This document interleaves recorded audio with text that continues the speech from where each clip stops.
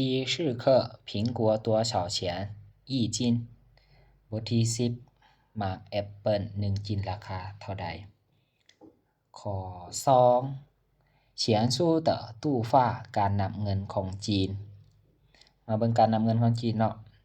จำนวนเงินนี่610หยวนอ่านว่า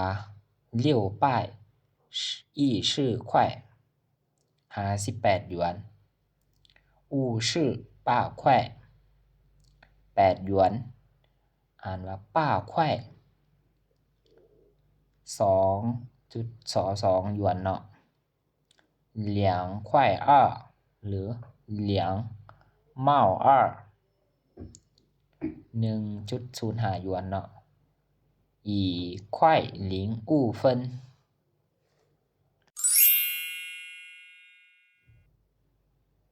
หัวหน่วยเงินของจีนแบ่งออกเป็นหยวน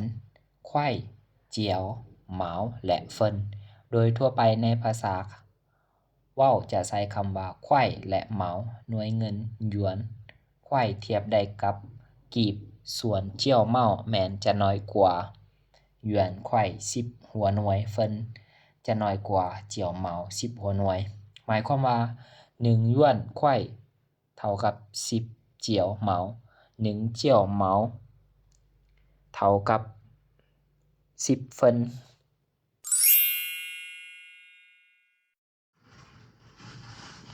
3ผู้ซื้อ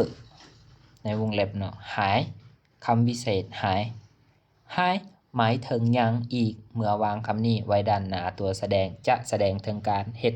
กิริยานั้นซ้ำอีกเทื่อนึงมาเบิ่งตัวอย่างเนาะตัวตั้งมีนี้อัวและก็นี้ให้บวกกำมะตัวประกอบทางเทิงเป็นตัวแสดงเนาะเอามาเบิ่งประโยคเนาะนี้หายย่อ什么เจ้ายังต้องการหยังอีกอัวหายย่ออีจินพิงกัวข่อยยังต้องการหมากแอปเปิลอีก1จินนี้หายหมาย什么เจ้ายังซื้อยังอีก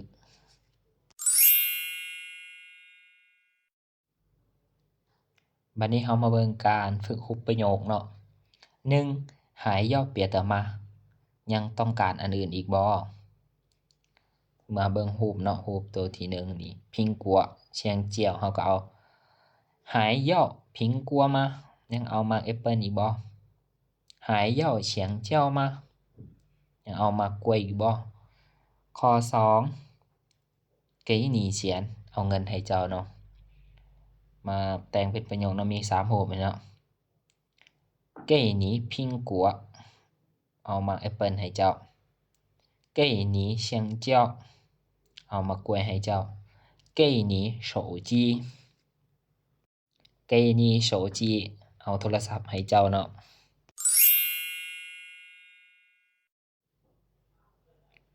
มาเบิ่งตีเล็กตอนฮ้อนเนาะมีรูปหมากแอปเปิลแล้วก็หมากกล้วย3.5元斤อ่านภาษาจีนว่า3.5亿斤แล้วก็4元